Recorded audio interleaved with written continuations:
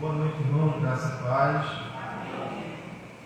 Como parece até ser uma repetição, né? Mas não me canso todas as vezes que venho aqui agradecer a Deus em primeiro lugar e a confiança do conselho desta igreja de conceder a oportunidade de estar aqui diante dos irmãos e pregar a preciosa palavra de Deus. Também vou pregar hoje em um texto que reflete muito o meu sentimento pessoal como irmão em Cristo, por esta amada igreja, com todos os irmãos, especialmente pelo pastor Altair, que a gente tem dialogado bastante durante esses dias, e tem me acompanhado junto com o reverendo Israel nessa minha caminhada pelo seminário. Eu convido a amada igreja a abrir a palavra de Deus na carta de Paulo aos Filipenses.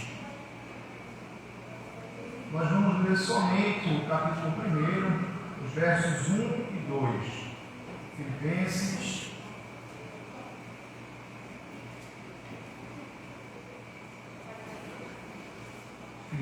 capítulo 1, versos 1 e 2.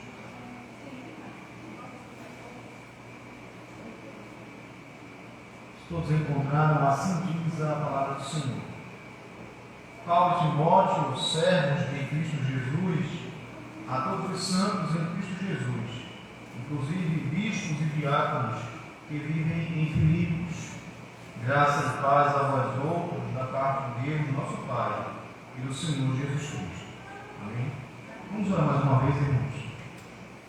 Senhor Santo Deus, louvamos o Senhor, porquanto fomos imensamente agraciados por Ti, lembrando este dia, inclusive, do dia em que o Teu amado Filho, Jesus Cristo, foi à cruz do Calvário e, tendo morrido, sido entregue nas mãos dos homens, no dia domingo, terceiro dia, Ele ressuscitou, triunfando sobre a morte e dando ao Senhor a vida. Por este motivo, Senhor, somos gratos, e também somos gratos, Senhor, porque o Senhor tem sido misericordioso para conosco, nos concedendo a oportunidade de orar, de cantar, de buscar, de conversar contigo. Nesse momento, Senhor, te pedimos, precisamos ainda, Senhor, ouvir a tua voz, precisamos ouvir a tua palavra.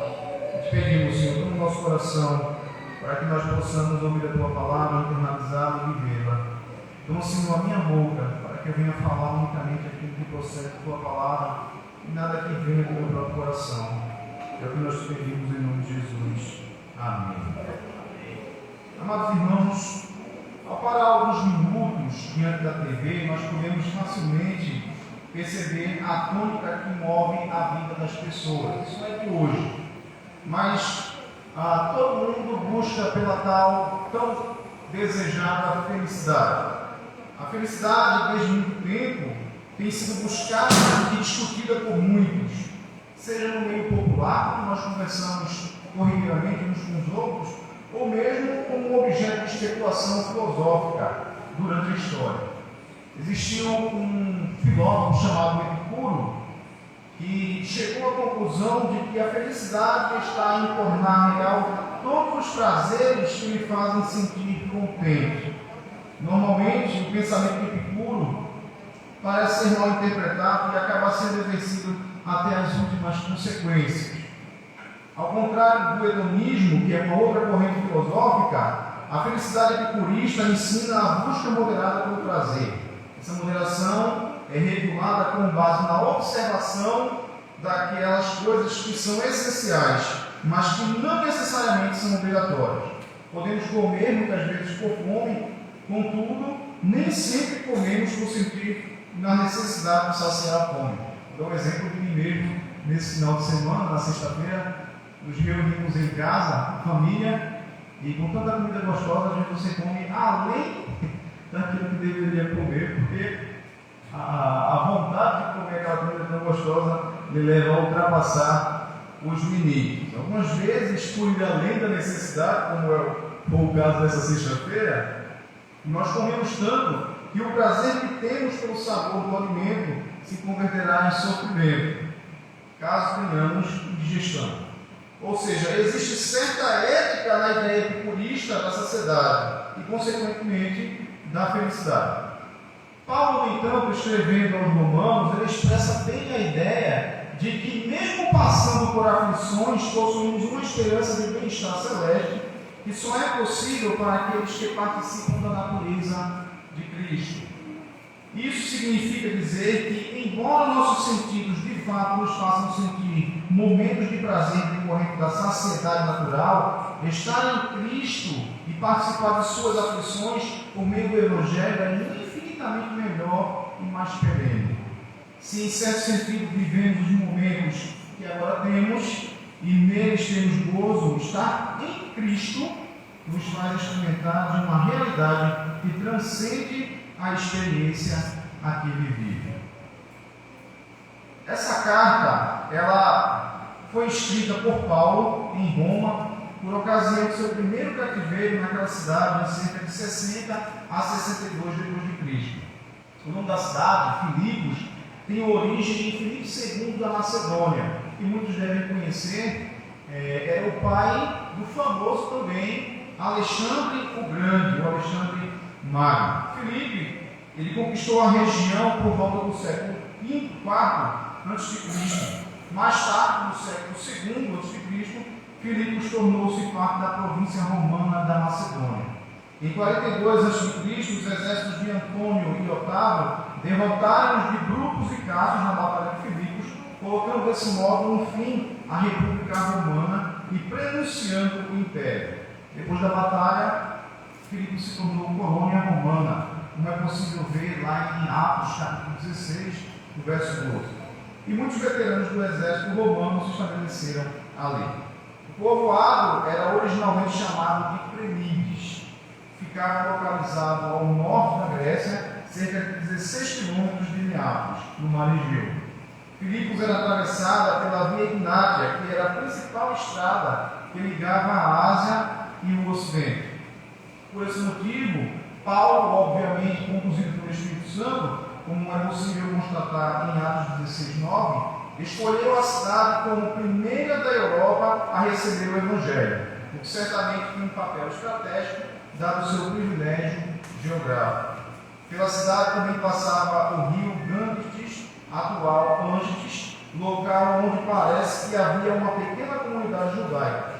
Essa comunidade judaica, ali instalada, parece não ser expressiva. A cidade e, consequentemente, a igreja eram massivamente compostas por crentes gentios. Os irmãos lembrarem do relato de Atos 16, quando os apóstolos vão procurar um local para orar, para oração, eles encontram ali Lídia, né, e algumas mulheres. E o texto diz que o Senhor abriu o coração de Lídia, abriu o entendimento de Lídia, para que ela pudesse entender as palavras do Evangelho que estavam sendo ali ditas por eles.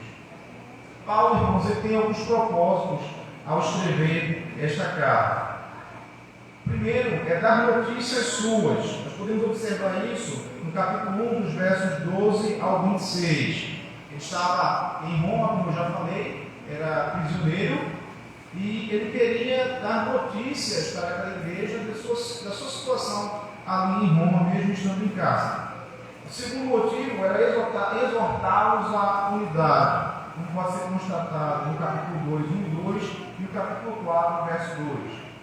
Também ele queria justificar o retorno de Epafrodito, como está constatado lá no capítulo 2, 25 e 26. Os irmãos sabem que a igreja de Filipos enviou Epafrodito a Roma para encontrar com Paulo, levando para Paulo recursos. E Epafrodito adoece ali naquelas circunstâncias da viagem, Paulo diz que chega quase a morrer. Então, um dos motivos que levou Paulo, uma das circunstâncias que levou Paulo a escrever essa carta, foi dar notícias a respeito de Epafrodito. Na verdade, justificar o porquê estava mandando Epafrodito de volta. Um outro propósito de Paulo era adverti-los contra os falsos mestres. Pode ser encontrado no capítulo 3, verso 1, até o capítulo 4, também verso 1. Havia ali dentro da igreja de Filipos um assédio, como comumente acontecia, onde Paulo chegava e instalava na igreja, os judaizantes procuravam tentar perseguir ou desfazer aquilo que Paulo fazia por meio da pregação do Evangelho. Então havia ali certamente um grupo de judaizantes que estavam tentando colocar dentro da igreja, levar dentro da igreja elementos que eram estranhos ao cristianismo, mas que eram para eles necessários à salvação por causa da sua raiz judaica. E o último propósito que leva Paulo a escrever essa carta é expressar seu agradecimento pela oferta recebida, texto que nós encontramos lá no capítulo 4, do verso 10 ao 18, tendo como ápice da perícope o versículo 13, quando Paulo diz: tudo posso naquele que me fortalece, dizendo que é capaz, por ser fortalecido pelo Senhor, de passar por toda e qualquer circunstância, por momentos adversos. O contexto imediato desse texto que acabamos de ler é que ele é uma introdução da carta, onde ele nos apresenta algumas das características daqueles que possuem a alegria do Evangelho. Vocês vão perceber, lendo atentamente essa carta, que há um tema central que norteia essa carta, que é o tema da alegria. Inclusive, o reverendo Fernando de Ló, que muitos conhecem, o sermão dele chamado Ladrões da Alegria, onde vai tratar sobre esse tema. Mas a carta, esses dois versículos iniciais, são uma introdução que Paulo faz à carta aos Filipenses, onde ele vai tratar já no início desse tema tão longo, tão extenso que perpassa toda a carta. A carta como um todo é escrita tendo como fundo a alegria, a amizade e o contentamento de Paulo para com a vida dessa amada igreja. Ele expressa aquilo que vem do íntimo do seu coração, das suas entranhas, como dizem os judeus, o seu sentimento para com essa amada igreja. Então, irmãos, com base nesse tema central, tema da alegria, desejo comunicar à igreja uma exposição da perspectiva da seguinte proposição: 3 características daqueles que possuem a alegria do Evangelho. Então, quais são, irmãos, as características de quem possui a alegria do Evangelho? A primeira característica que Paulo nos mostra nesse texto é que aqueles que possuem a alegria do Evangelho, eles são servos de Cristo. Observamos o verso 1 do capítulo 1. Paulo e Timóteo, servos de Cristo Jesus. Observem que Paulo inicia a carta não julgando necessário defender sua autoridade apostólica.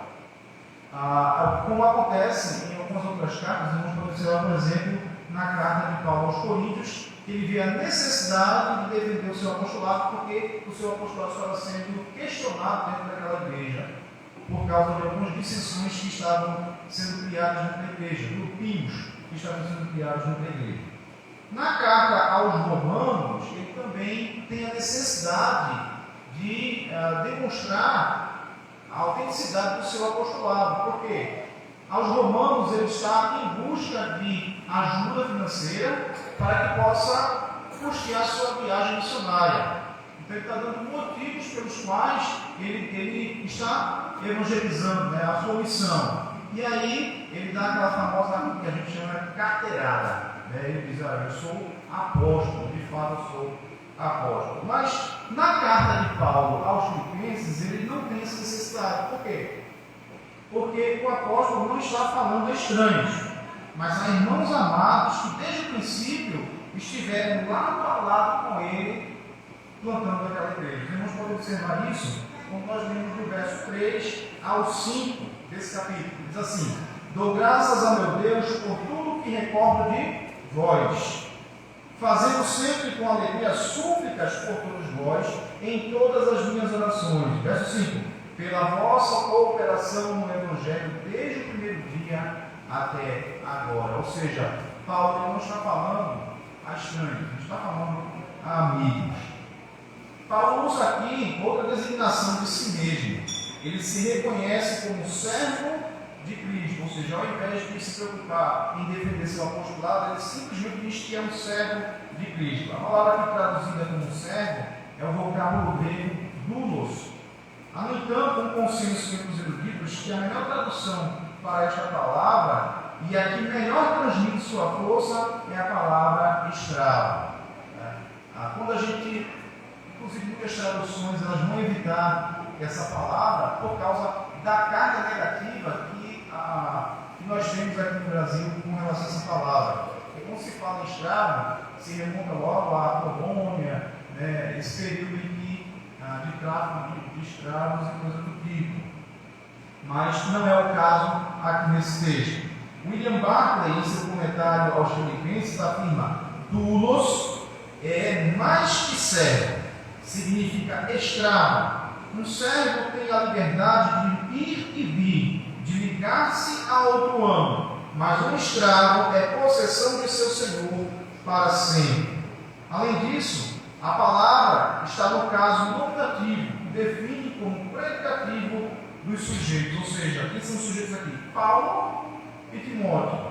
Então, há 3 motivos mencionados aqui por Barclay para Paulo assim se reconhecer. E são eles: o primeiro, ele deixa situado que é possessão absoluta de Cristo.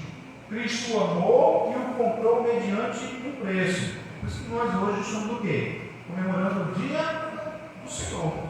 Porque no dia de hoje nós lembramos todas as vezes que o Senhor foi crucificado, foi morto, mas ao terceiro dia ele ressuscitou.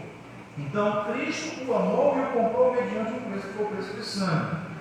Nós podemos verificar isso, por exemplo, em 1 Coríntios, no capítulo 6, verso 20, em Gálatas 2, 19 e 20. Então, ele não pode, sendo servo de Cristo ou escravo de Cristo, pertencer a ninguém mais que Cristo, porque Cristo pagou um preço valiosíssimo por ele. O segundo motivo que Barclay nos dá é que ele deixa claro que se deve a Cristo como uma obediência absoluta. O escravo ele não tem vontade própria. Sua vontade é a de seu Senhor. As decisões do seu Senhor são as que regem sua vida. Paulo não tem outra vontade a não ser a de Cristo e não obedece a ninguém a não ser a seu Salvador e Senhor. As palavras de Paulo aqui, irmãos, parecem ecoar aquilo que Jesus fala lá em Mateus 6, 24, onde o Senhor ele diz assim, que ninguém pode servir a 2 senhores. Ou nós servimos a Deus, ou servimos a outro Senhor. Então, as palavras de Paulo elas parecem ecoar esse ensino do próprio Senhor. O terceiro motivo que Barclay dá é que no Antigo Testamento, o título comum dos profetas é servo de Deus. É como nós podemos evidenciar em Amós 3:7, em Jeremias 7:5. Esse é o título, por exemplo, que foi dado a Moisés, a Josué e a Davi. Paulo ele tinha consciência de que estava a serviço do Senhor para servir a igreja de Cristo. Ou seja, ele era um escravo de Cristo e ele estava a serviço de Cristo para servir a igreja de Cristo. Em 1 Coríntios, no capítulo 4, versos 1 e 2, texto que eu preguei na reunião da UPH recentemente, nós podemos ver 3 características ali que Paulo dá daqueles que foram convocados pelo Senhor para estar à frente da igreja e guiar a igreja.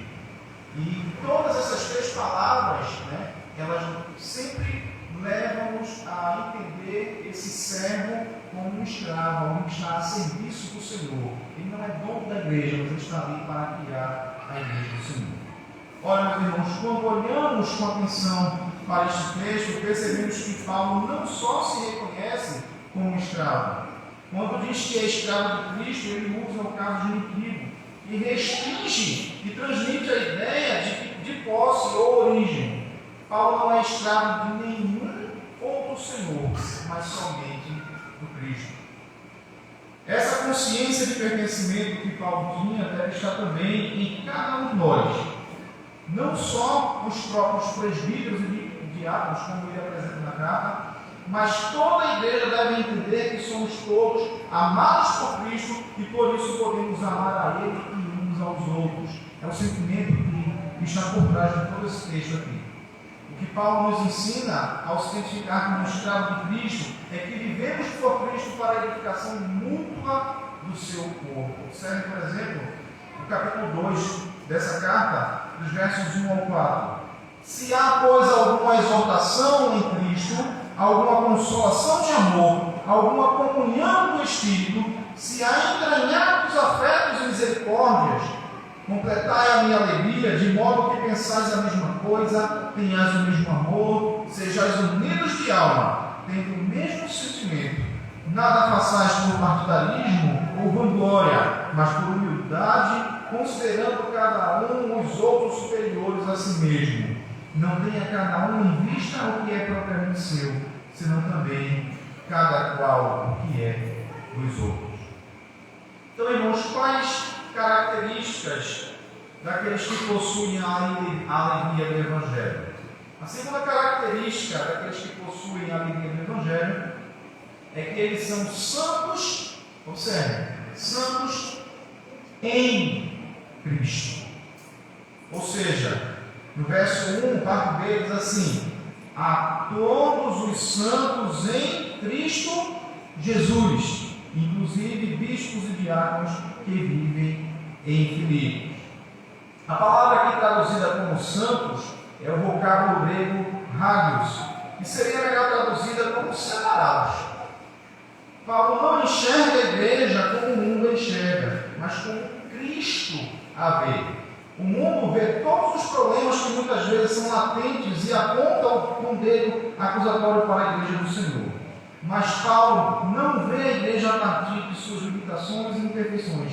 Ele a vê como sendo separada do mundo pelo e para o próprio Cristo. Ou seja, quem é que separa a igreja do mundo? Cristo. Para quem Cristo separa a igreja do mundo? Para Ele mesmo, para si mesmo. A igreja é santa, irmãos, não porque está isenta de problemas. Nós podemos evidenciar isso o tempo todo. Quantos de nós aqui não temos problemas? Muitas vezes a gente já arranja problema até consigo mesmo, né? Os mais problemáticos.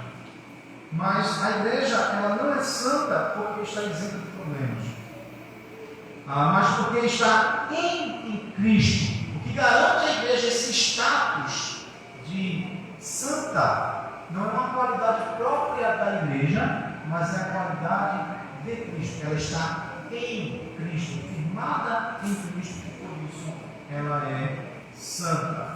A igreja do Senhor pode estar localizada em qualquer lugar do mundo ou do universo, mas o que garante seu status de santa, de separada, é o fato de que ela habita em Cristo e reflete os méritos de Cristo.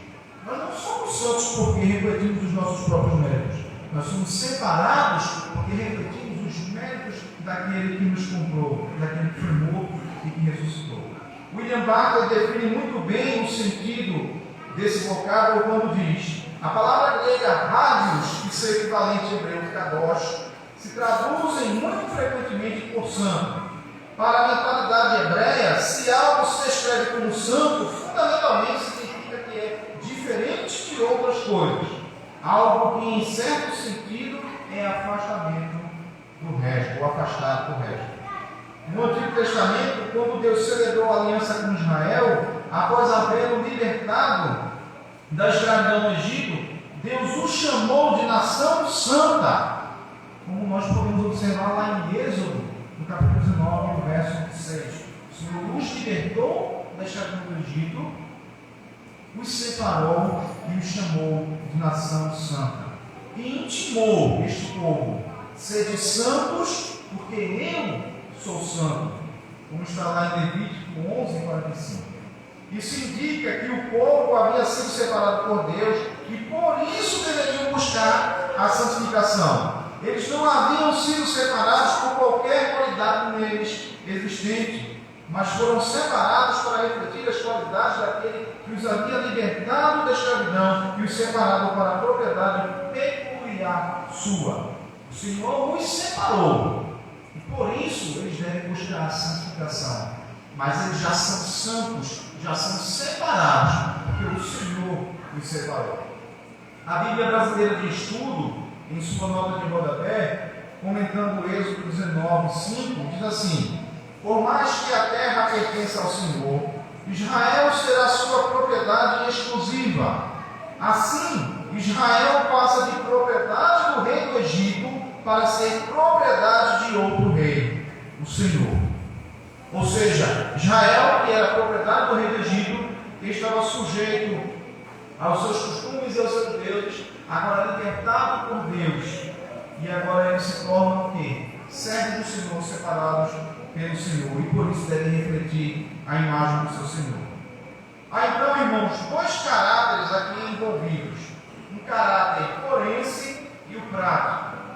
O forense diz respeito àquilo que é judicial. Então, dois textos podem servir como exemplo aqui para ilustrar essa ideia. Em Filipenses, no capítulo 3, versos 9 e 10, observem comigo, ele diz assim: e ser achado nele, não tendo justiça própria que procede de lei, senão a que é mediante a fé em Cristo, a justiça que procede de Deus, baseada na fé, para o conhecer e o poder da sua ressurreição e a comunhão dos seus sofrimentos, conformando-me com ele na sua morte. Ou seja, esse é o caráter forense. Nós não somos santos porque fizemos algo para merecer ser separados ou recebidos por Deus. Nós somos declarados santos pelo sacrifício de Cristo Jesus. É Jesus quem nos representa e por isso nós agora somos declarados santos. Isso não quer dizer que nós não temos pecado, nós sabemos disso, mas que por meio de Jesus Cristo nós somos separados por Deus como povo seu. Então, o apóstolo Paulo aqui em Filipenses 3, 9, 10, ele usa a expressão nele, apontando para o fato de que não somos devedores da lei, mas de Cristo. Um outro texto que evidencia a parte mais prática dessa separação é Filipenses, no capítulo 2, os versos 12 e 13, onde ele diz assim: assim, pois, amados meus, como sempre obedecestes, não só na minha presença, porém muito mais agora, na minha ausência, observem, desenvolvei a vossa salvação com temor e tremor, porque Deus é quem efetua em vós tanto querer como realizar, segundo a sua boa vontade. E aqui ele aponta para o caráter prático dessa santificação, quando buscamos viver de forma coerente com o caráter daquele que nos resgatou. Paulo então vê a igreja como a completude da promessa feita a Abraão. A gente pode observar essa tônica de Paulo quando nós vemos textos, por exemplo, como Gálatas 3, 6 ao 9 e verso 14. Em sua primeira carta, no capítulo 2, verso 9 e 10, Pedro também aponta para esse cumprimento das promessas de Deus feitas a Abraão na igreja neotestamentária. Esse texto de Êxodo 19:6, quando ele chama o povo de nação santa, é ecoado por Pedro nesse texto da sua primeira epístola, no capítulo 2, no verso 9 e 10. Ele diz que nós também, a igreja, aplicando a igreja. Eu vou ler rapidamente para os irmãos. 1 Pedro, no capítulo 2, os versos 9 ao 10. Ele diz assim: vós, porém, sois raça eleita, sacerdócio real. Observe, nação santa, povo de propriedade exclusiva de Deus, a fim de proclamarmos as virtudes daquele que vos chamou das trevas para a sua maravilhosa luz. Vós sim, que antes não erais povo, mas agora sois povo de Deus, que não tinhas alcançado misericórdia, mas agora alcançaste misericórdia. Ou seja, Pedro também, em sua epístola, aplica aquela aplicação que o próprio Deus faz ao povo de Deus no Antigo Testamento, como se uma nação santa separada à igreja neotestamentária. É por esse motivo que o apóstolo Paulo tem confiança para dizer a respeito desses amados irmãos: dou graças a meu Deus por tudo que recordo de vós. A igreja do Senhor, ela foi amada e separada por Ele desde a fundação do mundo. O Senhor nos ama e por isso eles desfrutam de um status que o mundo não pode desfrutar. Eles são santos em Cristo Jesus, assim como essa igreja é. Paulo expressa seu afeto para com toda a igreja, sem distinção, reconhecendo que esses irmãos são amados do Senhor. Quais as características de quem possui a alegria do Evangelho? Terceira característica eles gozam de suas bênçãos.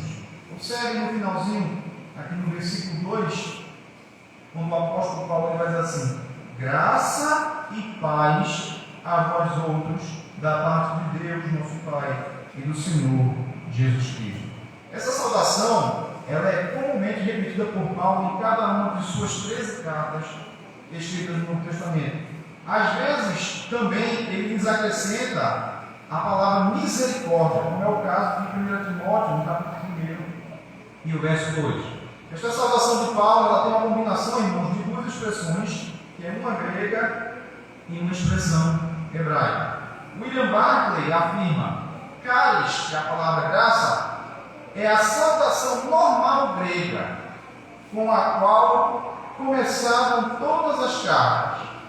Há uma estrutura muito comum nas cartas daquela época, a qual o próprio Paulo ele copia essa estrutura, que era uma estrutura comum das epístolas da época, mas aí ele faz uma adaptação daquilo que era feito nas cartas comuns à igreja, à correspondência da igreja. Eirene, que é a palavra correspondente à palavra hebraica para paz, é a saudação normal hebraica, a expressão com que se saudavam os judeus ao encontrar-se. Caris é uma bela palavra, inclui as ideias básicas de alegria e regozijo, de brilho e beleza. Eirene é uma palavra de enorme alcance, traduzindo-la por paz, mas nunca significa uma paz negativa, nunca implica a simples ausência de dificuldades. Assim, pois, quando Paulo implora graça para seu povo, quer que cheguem a desfrutar a alegria do conhecimento de Deus Pai e a paz da reconciliação com Deus, com os homens e com eles mesmos. E esta graça e esta paz só podem provir de Jesus Cristo. A palavra graça, irmãos, aponta para uma dádiva, um favor imerecido de Deus àqueles que mereciam sua justa ira. A graça é a ação de Deus de dar o melhor para quem merecia o pior. Quem de nós aqui pode levantar a mão e dizer que não necessita de graça? A palavra paz é o resultado de experimentar a graça de Deus. Essa ordem em que as bênçãos estão dispostas tem uma importância teológica. Não é por acaso que Paulo as coloca dispostas dessa forma. Em Romanos capítulo 5, por exemplo, no verso 1, texto que fala sobre os belos frutos da justificação, Paulo nos diz que fomos reconciliados com Deus por meio da fé em quem? Em Jesus Cristo. E por isso não somos mais inimigos de Deus, como descrito lá em Efésios, no capítulo 2, os versos 1 ao 3. Mas, ao invés de sermos inimigos de Deus, agora nós temos paz com Deus. É certo também que, além da paz com Deus, nós podemos desfrutar da paz de Deus. No capítulo 4, versos 4 ao 7, o apóstolo demonstra isso de forma muito clara. Observe aqui, capítulo 4, os versos 4 ao 7. Alegrai-vos sempre no Senhor, outra vez digo, alegrai-vos.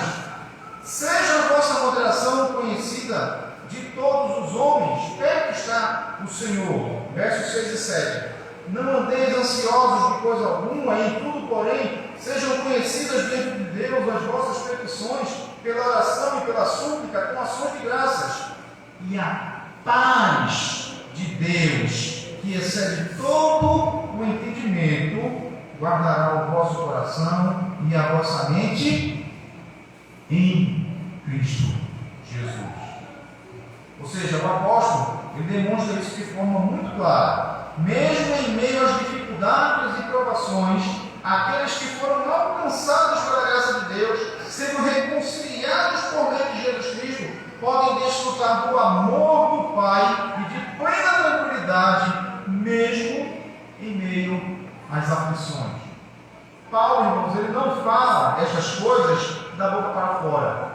Ele estava em cárcere naquele momento, sendo perseguido, mas para ele era um momento apropriado para se alegrar na proclamação do Evangelho. Observemos lá, capítulo 1, os versos 12 ao 19, que ele diz: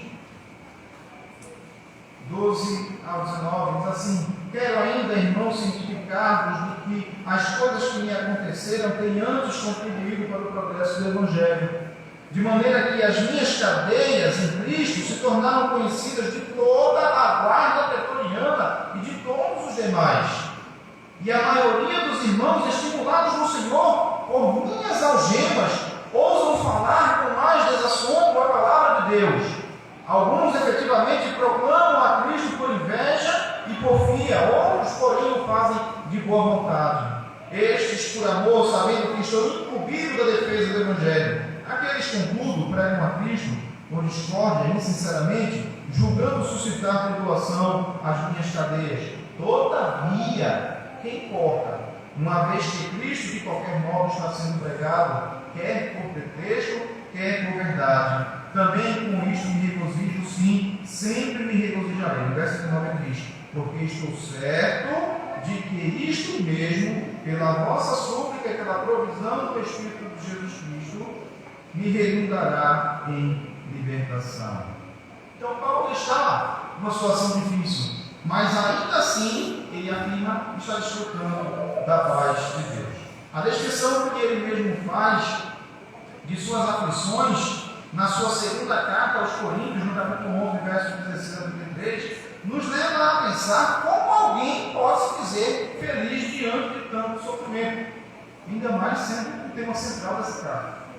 A resposta, entre outras passagens, pode ser encontrada em Romanos, capítulo 8, verso 18, onde Paulo diz assim: porque para mim tenho por certo que os sofrimentos do tempo presente não podem ser comparados com a alegria a ser revelada em nós. Podemos aprender, irmãos, que a nossa alegria independe das circunstâncias. Isso fica muito evidente nos escritos do apóstolo Paulo. Em seu comentário aos Filipenses, o reverendo Hernandes Dias Lopes diz o seguinte: a alegria do cristão não é a ausência de problemas, nem está colocada em coisas. Ela procede de Deus, é sustentada por Deus e consumada por Ele. O Evangelho que nos alcançou é a boa nova de grande alegria. O reino de Deus que está dentro de nós é a alegria no Espírito Santo. O fruto do Espírito é a alegria. A ordem de Deus para nós é: alegrai-vos. O mundo não pode dar nem tirar essa alegria. Ela vem do céu, é de Deus. Essa alegria é ultra circunstancial. É por isso que a Igreja do Senhor, mesmo durante a história, tendo passado por tantas dificuldades, por tantas perseguições e ainda sofrendo assédio, seja do mundo, sofrendo assédio do mal, do diabo, mas a igreja ela permanece firme, ela insiste, ela persiste, porque existe uma alegria dentro da igreja, uma alegria que envolve a igreja do Senhor, que é independente das circunstâncias que a igreja do Senhor esteja passando. Isso seja no sentido geral, a igreja como um corpo reunido, ou individualmente, cada um de nós como crentes no Senhor Jesus Cristo, estando edificados sobre Ele como a nossa rocha. Não há circunstância, por mais difícil que seja, que possa nos tirar a alegria do Evangelho de Cristo, a alegria da nossa salvação. Visto isso, irmãos, eu gostaria de trazer algumas aplicações para a igreja do Senhor. Diante dessas verdades, o Senhor Ele nos traz, na verdade, irmãos, alguns desafios. O primeiro deles é que nós devemos nos alegrar por termos sido resgatados do pecado, da morte e do inferno, não servindo mais ao mundo, mas sendo propriedade exclusiva de Deus, propriedade exclusiva de Cristo. Não é difícil, irmãos, para nós dizermos que nós somos propriedade de Deus, porque a Escritura afirma isso. Não é uma invenção nossa, é a própria palavra de Deus que diz que nós somos propriedade exclusiva dele. E sendo propriedade exclusiva do Senhor, nós não pertencemos a nenhum outro Senhor. Nós não pertencemos ao Senhor do mundo, nós não pertencemos ao Senhor dessa era, nós não pertencemos ao Senhor de nós mesmos, quando nós muitas vezes queremos colocar nossas próprias vontades acima da vontade de Deus, do seu santo e eterno querer. Mas nós pertencemos, somos propriedade peculiar desse Deus que lá atrás tirou um povo que estava em escravidão no Egito, os separou e disse: vocês agora são nação santa, propriedade peculiar, exclusiva minha, e aplica isso a nós, que fazemos parte dessa mesma igreja, aquela que lá no Antigo Testamento havia sido escravizada e que apontava para a libertação trazida por Cristo, libertando-nos não da escravidão do trabalho servil, mas libertando-nos da escravidão do pecado, da morte e do inferno. Segunda aplicação: ser propriedade exclusiva de Deus, além de nos trazer privilégios, também exige de nós que busquemos nos apresentar como o reflexo desse tão maravilhoso Senhor que nos resgatou. O texto que nós lemos, por exemplo, lá em Pedro, capítulo 9, diz que nós fomos resgatados por Ele, mas para quê? Para proclamar as riquezas, as virtudes daquele que nos transportou das trevas para o quê? Para a sua maravilhosa luz. Então, nós devemos refletir essa alegria, refletir a paz de Cristo em nós. Em terceiro lugar, irmãos, terceira aplicação, nós devemos nos alegrar, porque estando nós em Cristo, podemos descansar mesmo em meio às lutas diárias da vida. O Senhor nos prometeu que iria estar conosco todos os dias até a consumação. Está lá no texto que o presbítero Paulo Vitor pediu que nós lêssemos no início do 1, Mateus 28, o último versículo. Observe o que Jesus fala. Mateus 28, verso 20. É uma promessa que o Senhor nos fez. Ele diz: e eis que estou convosco todos os dias até a consumação do século. Então o Senhor, mesmo diante das dificuldades, Ele está conosco, Ele está atravessando por todas elas conosco.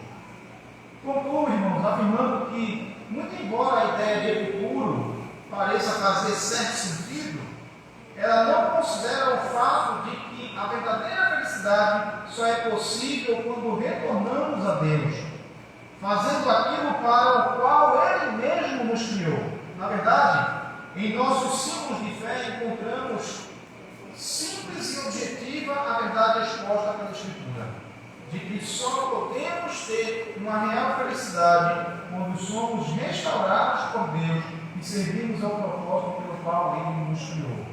Observem o que a Confissão de Fé de Westminster, na sua primeira pergunta, o Catecismo Maior de Westminster, na sua primeira pergunta, afirma. A pergunta é a seguinte: qual é o fim principal do homem? E a resposta, todos nós sabemos decorar, né? O fim supremo e principal do homem é glorificar a Deus e alegrar-se nele para sempre. Vivamos, irmãos, esse propósito de Deus para as nossas vidas. Que o Senhor nos abençoe.